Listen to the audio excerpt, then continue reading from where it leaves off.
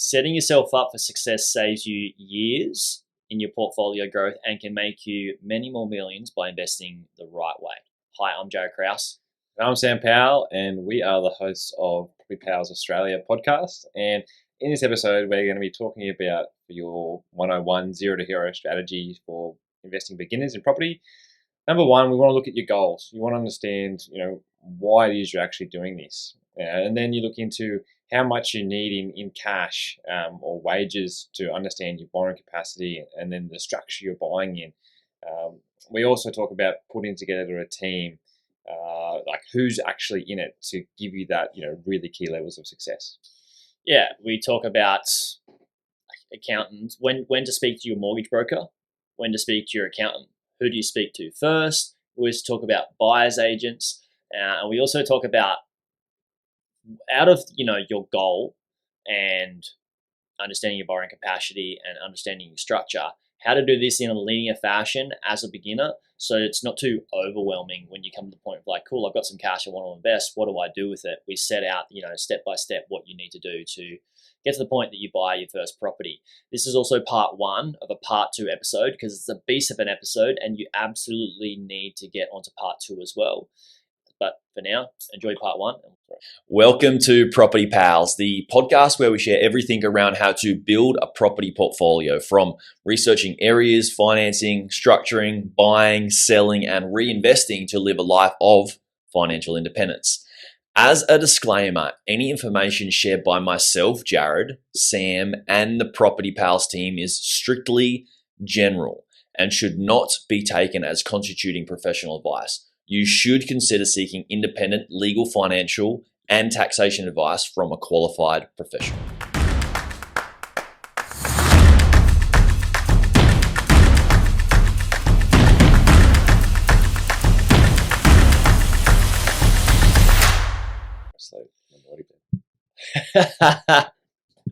We're rolling.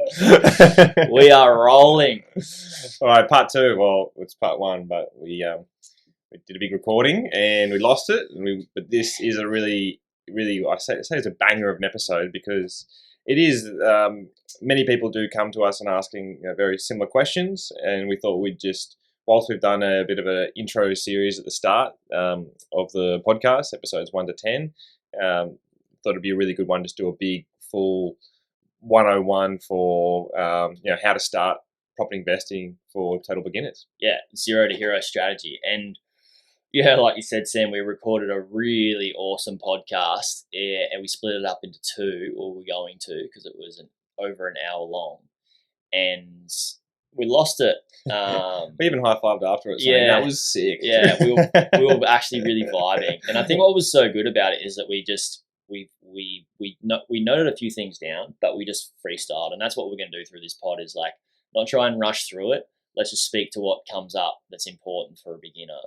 I'm often in my head sort of like thinking about what comes first, the chicken or the egg, in terms of like the goal, how much money you need, borrowing capacity, having the right structure, putting a team together. And there's no perfect ingredient to put in first or thing to work on first, other than at least knowing that you want to get to a certain destination. It's probably going to be a lifestyle destination for you if you're listening to this, with property, by using property as a vehicle. And I think it's worth starting at least thinking about what sort of lifestyle you want first and how much money you need to live that lifestyle, and then build a property portfolio that can allow you to have that income and the time that you need to the time that you want for that lifestyle. So that's probably the first point, I guess, Sam. Yeah, goals. It's important to sort of have that framework and why you're doing this, because I say to people is that it's never a smooth journey going to property investing, whether you're building or buying anything. To be fair, because there's it's a big ticket item. There's a lot of emotion in place, and also on average Australians buy property once in 11 years. So during that 11-year time frame, the framework of the property industry in Australia is changing so much, especially with technology, that people are uneducated and that's obviously a big part of why we're doing this podcast and this episode. But yeah, number one's always, why are you doing this? What are your goals? What are you working towards? And understanding that, because that's your, I mean, in Japanese they call it your ikigai, which is your guiding light in that sense. In Sanskrit, it's called dharma. Yeah, God, we should get deeper in these pods. We're both going. Well, Jared's on spiritual journeys. Yeah, which is good for your mindset and growth as an individual. But yeah, that's something that I've learned a lot, especially running strategy sessions and talking to people. Is having that goal in place. It really helps you ride the waves of emotion throughout this. And also, it helps from a strategy point of view to put the right pieces in place first. Yeah, it helps to, I guess, to add to what you've just said, is to have your lifestyle and the property portfolio that you want that's going to feed you that lifestyle, allow you to live that lifestyle, and then work backwards from it to get to a point where you're at, as a beginner right now, starting with zero, what is the platform property that you purchase? And then also keeping your goal and your lifestyle, what you want to achieve will change and it will fluctuate. And I suggest it should, because as you change as a human, you should change your goals as well to have them be more fulfilling for you. But it'll get you to a starting point where you're at right now to find out what is the first primary property that I can use as a platform to buy and invest in, and then what would the second one be to get to the next step for that property portfolio, and then what would the third one be? And so with the first one, we, typically we're not buying. If you're wanting to get good capital growth from a start, typically, Sam, that's what a beginner should be looking for, is getting good capital growth before they move into cash flow.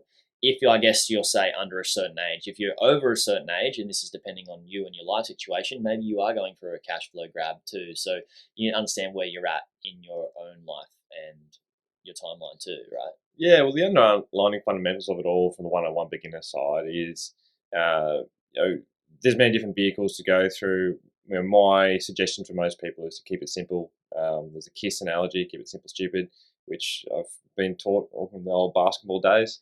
But it's fundamentally important, because the first one sets you up for what you're trying to achieve, and it might even just be one investment. So you want to make sure that one is going to be a real good quality investment property that's going to serve you well over time. And generally that sounds in the residential space from a lower risk sort of perspective and easier to understand. Like commercial, obviously we've had some commercial buyers agents on the podcast. We've been doing a bit of a series around that. That is really a great vehicle as well. It's a little bit more difficult to understand the ins and outs of it all and doing the calculations, because most people haven't come from a commercial property background. They understand residential because they live in it. Yeah, and it is an easier process in terms of like due diligence. It's harder to have an investment go wrong for you in residential than in commercial. It's, I guess, a lot. I mean, it's still quite regulated in commercial, but residential, it's the process is the same pretty much every single time, and we've got so many great systems set up around. Makes it hard for people to go wrong in terms of the buying of it. What can go wrong is you're buying the wrong asset, which we'll talk about soon with team and who to use and how and why. So first one, look, have a goal. Yeah, have a goal, capital growth, typically. Then most people, like you've come to this, you're listening to this podcast because you're going, well, I finally got to the point where I've saved enough money, and I know I need to make money work for me, so I don't have to work for my money, and I need to retire at some stage in life, or give myself more options later in options. Yeah, financial space. Yeah, and that's generally, well, you've got savings. Okay, so then we talk about, well, how much do you actually really need? And we've done this podcast a couple of times now, but we definitely talked about this in an earlier stage in the first 10 foundational episodes, but you're really looking around the $80,000 mark is a nice range to start with. You can go cheaper. Personally, I wouldn't touch anything if you don't have $80,000 range of cash for Cash. deposit, right? Yeah. Yeah, cash. And the more cash you have, obviously, the more options you'll have available to you in regards to purchasing, because you're going to be looking at around a 10% deposit, and then 5% of that purchase price is going to be purchasing costs, stamp duty, etc. So that roughly 15% of the property value in cash to enter the market. Yeah, and that's going it alone. If you want help as well, then help can range from just coaching sessions for a couple $100 an hour to paying a full service buyer's agent for up to $20,000. Yeah, it can change. Your entry costs can fluctuate depending on how much, what sort of team you use. Yeah, but I guess that what we're trying to get to for step 2 is you're really wanting to find what structure you're buying in, which is those conversations with your accountant. If you're a business owner and you're listening to this, then obviously there's security and trusts from that point of view. But then from the personal name point of view as well, you'll probably have an easier range of finance options because banks like to see personal names involved in it, and also PAYG. If you're listening to this and you're on a PAYG, you're an employee, then banks love that because it's security in their mind. Jared and I are both believers in that business owners, there's probably more security in business because you can see what's actually happening to the business, whereas it's probably another tangent I'm going on. Well, yeah, I think people understand that it's the old mindset was that it's safe to just get a PAYG job, but you could be gone at the drop of a hat without any control on your part. That if you own a business, obviously there's market fluctuations, but you can typically see them coming and have a bit more control over your time and life. But yeah, you did bring up another thing which I think we should bookmark, and I promise you we will get to it in this episode, which is talking about trust versus personal name, which is structuring. But before we get to trusts and structuring and all that sort of stuff, which is critical when you are going to understand what sort of your property portfolio is going to look like, you need cash. So firstly, congrats if you've saved up enough cash. It's between 40 to 80 grand or whatever it is. You've saved up enough cash to get into the market. Chalk that up to a huge win. You should be very, very proud of yourself. Secondly, how much you earn in terms of wages is important as well, right? When we talk about how much, when the bank looks at your financial position and servicing a loan, in terms of how much you can repay to a loan, the more you earn, typically the larger loan that you can service, which will help you get a larger loan to buy a larger asset. Ooh, yeah, about to sneeze. Oh, he's about to sneeze. Let it rip. Oh, no, I'm going to hold it into it, breathe through it. And a simple way of doing that is, you want to be earning at least $60,000 a year, in my opinion. But the more the better. And when you start earning over $100,000 a year, it opens you up to a better borrowing capacity. But at the same time, if you've got your say 80 grand in cash and you're on 60 grand a year. The value of that money is eroding over time with inflation, and also with the market moving the way it is. Your purchasing power is getting weakened, every single month from that point of view. So it's better to be invested than to just sit on the sidelines and just wait for, once again, a potential unicorn. Yeah. But there's the bank, or every bank has a online borrowing capacity calculator. You don't have to talk to anybody, just jump on that. It gives you a rough idea. The biggest tip on that front is don't take that figure for gospel. It's just automated. There's so many more questions that need to be asked, and that's why a good quality mortgage broker is key to be working with during that, because they can actually get the definitive amount of your unapproved borrowing capacity. Yeah. Because what we're trying to achieve here in your first purchase is you want to know what property you can actually buy. So you got your deposit. What will the banks lend you? Add those two together. Also, that's going to give you a borrowing capacity.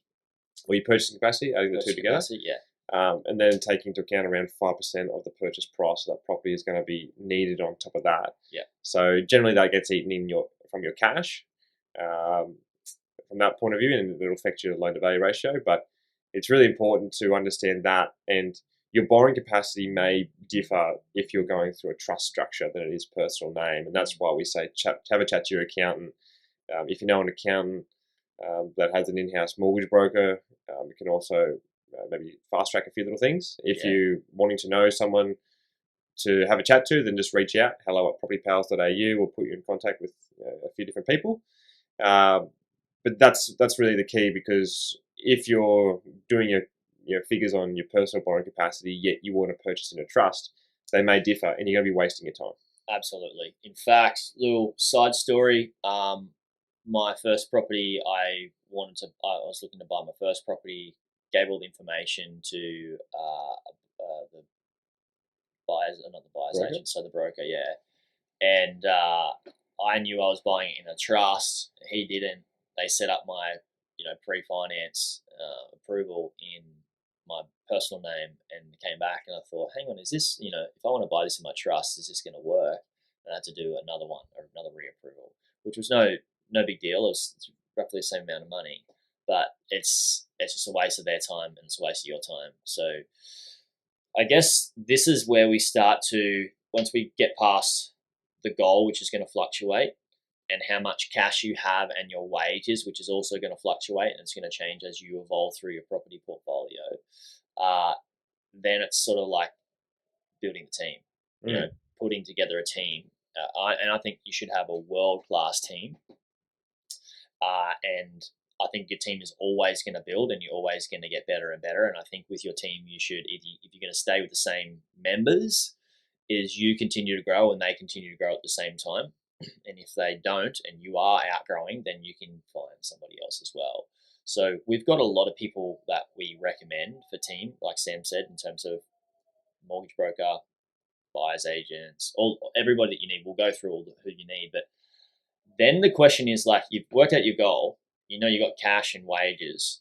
The question is, like, do I speak to my accountant first, or do I speak to my mortgage broker first? I typically tell people to go find out what their borrowing capacity is first from a mortgage broker. So speak to a mortgage broker first. This is what I typically say. Sam might say differently.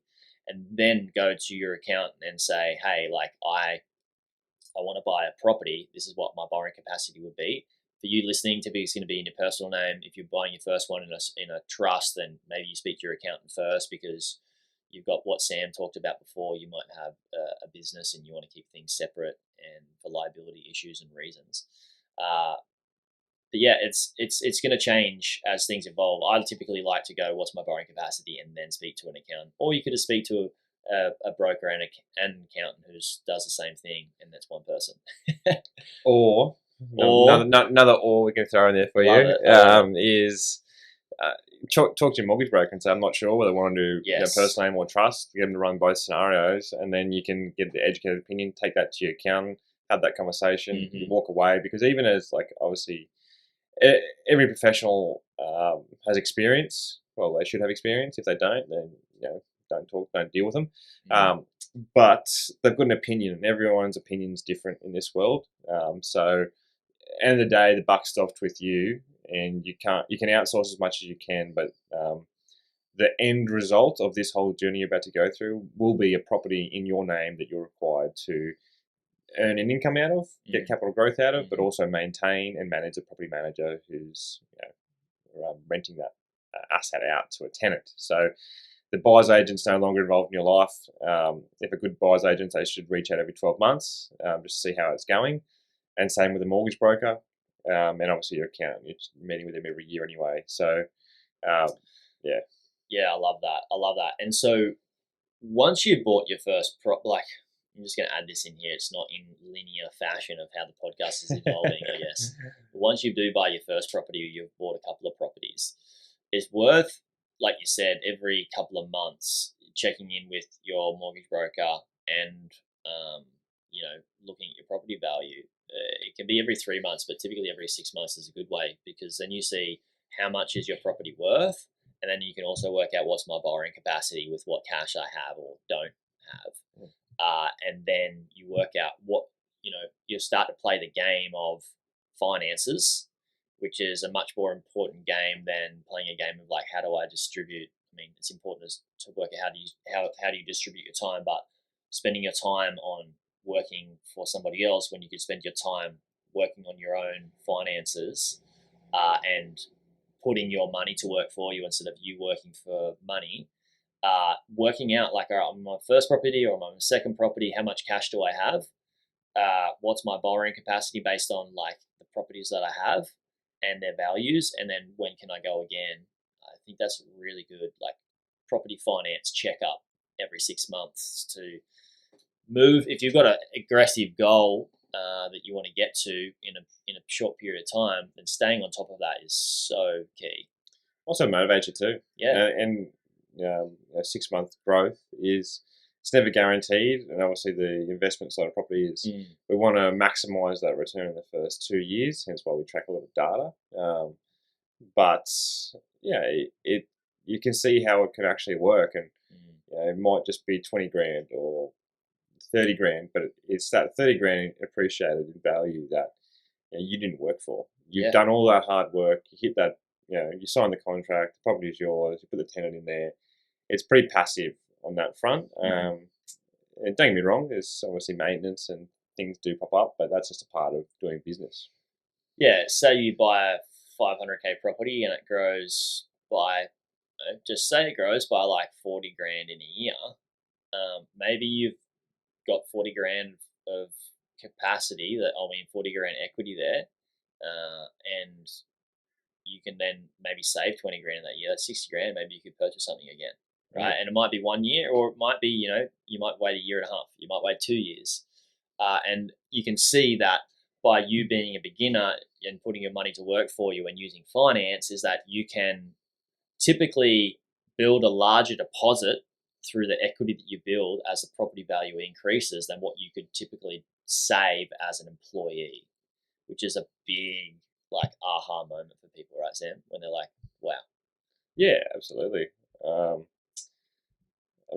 That's what motivates you to go through and keep pushing forward and learning and evolving on that front. But yeah, it's I don't know, we're passionate about it. It's helped us, and we definitely helped a lot of people understand this process. But it all starts with education, and 101 for beginners is 0 to hero. Here we are. I'd just say, like, so you've got your goal, right? Then you've got your borrowing capacity and your structure. Then you go, okay, cool. You now have earned the right to go shopping, essentially. So there's all that setup is so key, and from that point of view too. This is where if you choose to go down the buyer's agent route, then you'll have a pretty long strategy session, basically about an hour or so, just talking through what this asset actually looks like. I would going back one step is just if you're not going down the buyer's agent route, then you need to have these conversations with yourself before you start going shopping, because you want to get your defined criteria of your must-haves and your nice-to-haves, because one, you want to make sure that it is good, it is an asset that is going to appreciate in value, and if you're not going through a buyer's agent, then you may not have that access to that that growth data, and also the experience around what assets do perform better than others. But then even going into like, what is it that you're looking for in an investment? Some people come to me, they say, Sam, I want a minimum of 600 square meters. I want 30 minutes from a CBD, and I've only got $600,000. And we want positive cash flow. And that's like, okay, cool. This is that hard conversation that you have, and say that doesn't exist. Some people don't think that I am telling the truth on that front, and then they spend the next 12 months looking around, realizing it for themselves. And then during that 12-month period, they haven't been in the market. Opportunity cost. Huge opportunity cost of not being in the market. You've just missed out on 12 months of growth of the cash deposit you have, and also the finance you could have used to secure something cheaper. 12 months ago, you miss out on a lot of growth of putting your money to work for you. And I think I'm so glad that you brought this up, because that's the next step, right? We've obviously on your team, you've got number 1 or 2, be either way, mortgage broker and accountant, need to know them. And then are you going to buy it yourself or through a buyer's agent? And I've just lost my track of thought. I was talking about, I guess, the opportunity cost of sitting on the market for too long. Was it around that? Yeah, well, it's not only around opportunity cost, but it's that if you could buy it yourself, but how much time do you need to spend in doing that? And it's not just the buying of it yourself; it's also the negotiations as well. There's I've completely lost it, to be honest. That's right. That's why there's two of us here, because the two of us are just as powerful as pick one. Up, pick one up my person. slack. Pick up my slack, please. We had these holidays. We're just cruising through. Yeah. Like Christmas holidays here, Yeah. doing podcasts, but we love it. But yeah, I'd sort of go into that with a goal in place and make sure it's available. Like that's right. Sorry, I've just got my train of thought. You go. I'll come back to my train of thought. Yeah. The reason why I'm saying that you got to do this foundational part of the process first is you want to have a really good idea of what you're looking for, where you're looking for it, and making sure that it actually exists. Nail on the head, which is like segues straight into what my train of thought was about, is not having set preconditions or expectations when it comes to buy your first property. A lot of people do listen to YouTube videos, podcasts, read books, and Instagram, TikTok, Facebook, YouTube Reels, and see that somebody has achieved X result in property in Y amount of time. And the same thing in my business is people will see the case studies of somebody has made X amount of thousands of dollars in 3 months or 3 weeks or whatever it is. And it's not, you're seeing the tip of the iceberg, and then people come to you with those expectations of like what a unicorn property would look like if they're coming to you, Sam, or another buyer's agent.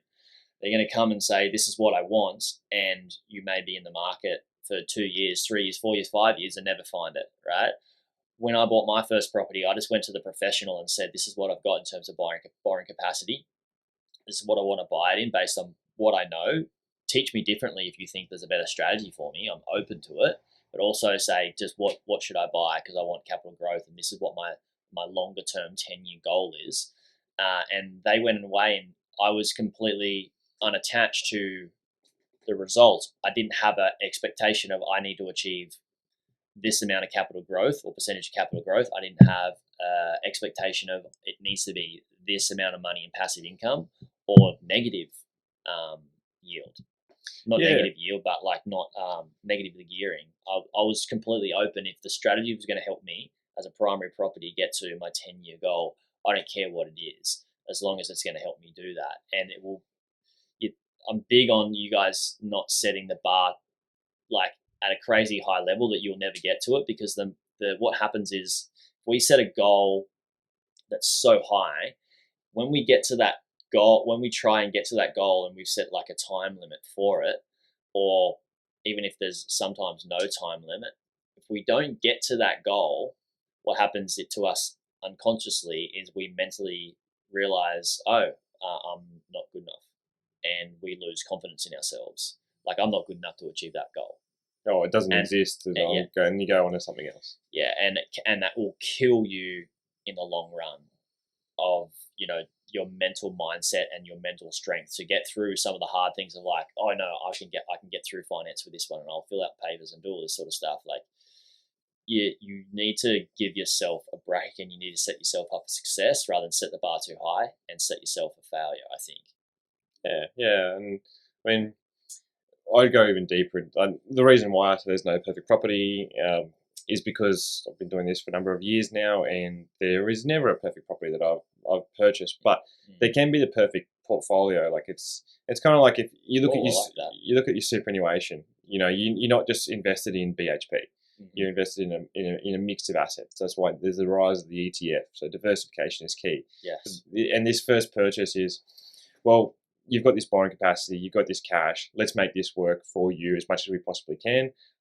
Capital growth is key for myself, but also you need that income to continue to grow that portfolio if that's your strategy, or you're doing a multi-pronged approach. Because the next one might be, if the opportunity arises, and this is the thing when you're buying established properties, things just come into your, like as a buyer's agent, it comes into your system and you're like, oh, that's a ripper deal. It's a great location, good growth, and this cash flow is amazing. And then you present it to a client and they're all for it. They jump on, they buy it. That's a really strong cash flow asset in a growth location, but it may be in more of a major regional town. So number 2 purchase in 12 months' time may look like, all right, well, we've got this high-performing cash flow asset in a regional town. Let's go for a residential in a CBD type location. Mm-hmm. And then the number 3 might be all right, well, we've got cash flow, we've got capital growth. You understand the process. What's your risk appetite? What's your knowledge around commercial property? Let's go down that path, because that's going to give you a lot more cash flow from that point of view. Absolutely. And then you're evolving to as an investor. So a lot of the investors that start out are you've got to start somewhere. Yeah, you got to start somewhere, and residential is a great place to start. Buy a few of those, learn the ropes of how to buy a property, how to get finance before you learn the ropes of, the economy of business moves a lot faster and in very many different ways based off one economy of residential property, which is homeowners, which drives the market mostly. Now, we have so much more to share.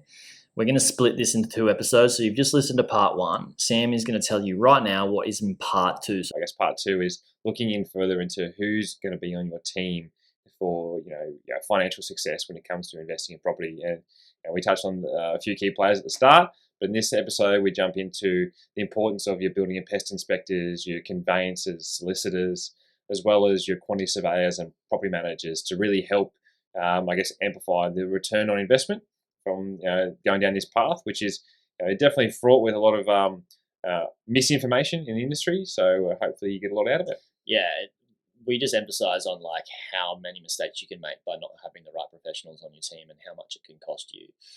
I also asked Sam a great question in part 2 on what would he actually do differently starting again, and he has a really good story on how you can save a lot of money and how he could have saved a lot of money, but only in hindsight he knew this. But so learn from his mistakes, and I've also got many mistakes in myself as well. We also talk about book recommendations. I recommend 2 books. Sam recommends 2 books.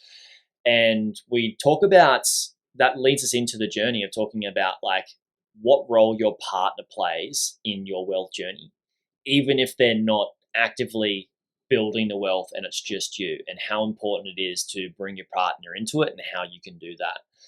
We also do discuss this whole wealth journey is not just about money and what you should be truly doing this for, not just focusing on the dollar bills and getting taken away from what's far, far more important in life than just money. And it's helping you, I guess, really have a good foundation of what goal to actually look for, talking about the vehicle versus the destination. So this is such a great pod. Episode 1 is a banger. Episode 2 is a banger. Before we finish this off and we get into the episode number 2, part 2, I should say, make sure you don't forget that you can get our How to Maximize Borrowing Capacity mini course from our website, propertypowers.au/resources. It's going to help you buy a larger asset, more quality asset, by understanding how to get far more money from the banks.